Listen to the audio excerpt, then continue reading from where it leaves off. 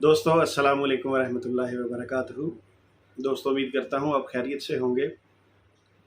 اچھا، ابھی آپ جو ایک چھوٹا سا شارٹ کلپ سنیں گے اس کا میں آپ کو پہلے تعارف کروا دوں تاکہ آپ کو اندازہ ہو جائے کس بارے میں ہے۔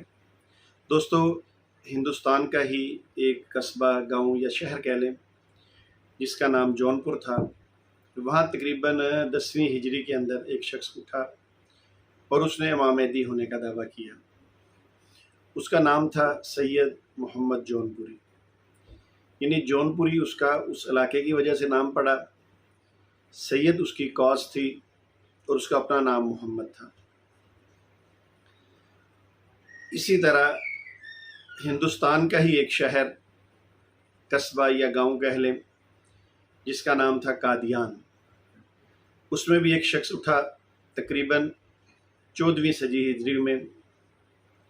اس نے بھی امام مہدی ہونے کا دعویٰ کیا۔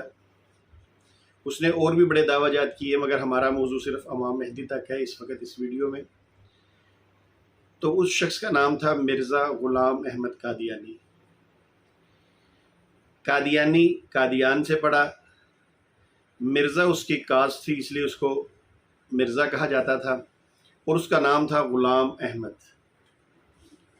اچھا، ابھی جو آپ ویڈیو کلپ ملاحظہ فرمائیں گے، اس کے اندر پہلے جونپوری کا فالوور جو ہے وہ ایک حدیث سے آپ کو بات سمجھانے کی کوشش کر رہا ہے کہ نبی کریم صلی اللہ علیہ وآلہ وسلم کا حکم ماننا کتنا ضروری ہے، اور آگے وہ ایک حدیث بیان کرتا ہے جو تقریباً آپ یوں کہہ لیں کہ مرزا غلام احمد قادیانی سے 400 سال پہلے، تقریباً 400 سال پہلے سید محمد جونپوری نے اپنے پر چسپاں کی۔ اس کے بعد آپ ویڈیو کلپ ملاحظہ فرمائیں گے مرزا غلام قادیانی کے فالوور اور جانشین، بلکہ مرزا غلام قادیانی کا پوتا مرزا طاہر کا ویڈیو کلپ۔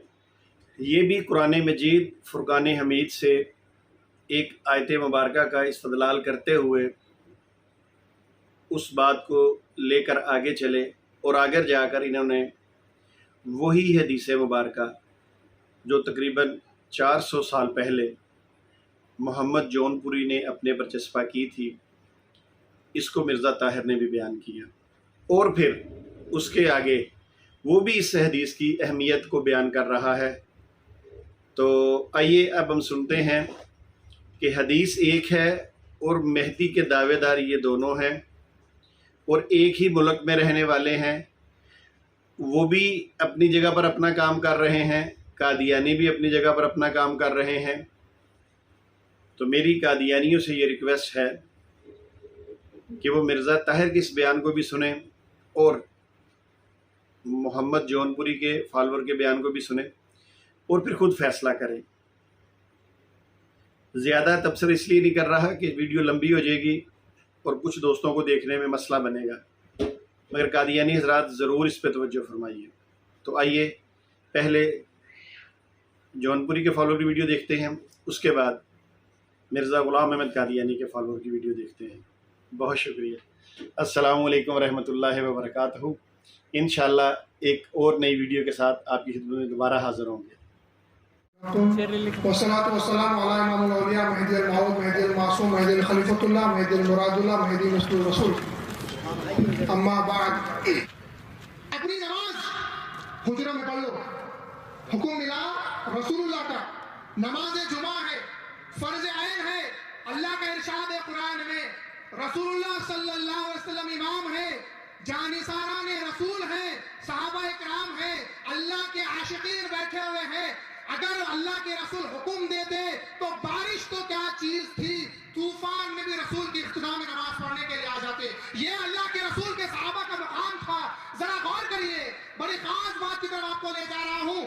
ابن ماجہ کی کتاب یہاں پر موجود ہے، کتاب ابن ماجہ سیاستہ کی کتاب، حدیث نمبر 1885، 1885 میں رسول اکرم صلی اللہ علیہ وسلم کا ایک حکم ہے۔ یہاں پر جمعہ ہے، نماز ہے، اللہ کے حبیب کہتے ہیں نمازیں گھر میں پڑھ لو۔ تھوڑی سی بارش بھی، سوچا کیوں صحابہ کو تکلیف دو، کیوں کہا یہاں مسجد تک بلاؤ، کیوں صحابہ کو تکلیف میں ڈالو۔ یہ نماز کے لیے تھا، یہ نماز جو فرض عین ہے، خداوند قدوس کا حکم ہے۔ لیکن جب مہدی موعود علیہ موعظہ کی باری آ رہی ہے, اپنے ولایت کے ظہور کی باری آ رہی ہے. رسول اللہ فرماتے ہیں فَإِذَا رَأَيْتُمُوهُ فَبَايِعُوهُ وَلَوْ حَبًّا عَلَى الثَّلْجِ فَإِنَّهُ خَلِيفَةُ اللَّهِ الْمَهْدِي. فرمایا نماز کا وقت آیا, بارش پڑی تو کہا گھر میں پڑھ لو.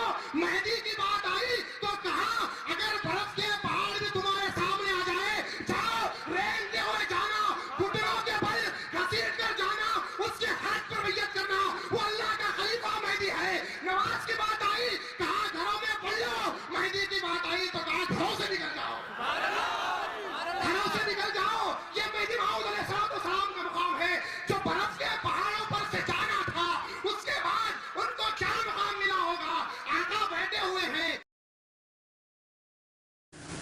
اور آخری بات یہ کہ رسول اکرم صلی اللہ علیہ وآلہ وسلم نے بھی یہی نتیجہ نکالا اور خود امام مہدی ہی کے حوالے سے فرمایا کہ جب تم سنو کہ امام مہدی آ گیا ہے تو خواہ برف کے تودوں پر سے جن کو ہم گلیشیئر کہتے ہیں, گھٹنوں کے بل چل کر بھی وہاں جانا پڑے تو ضرور جانا.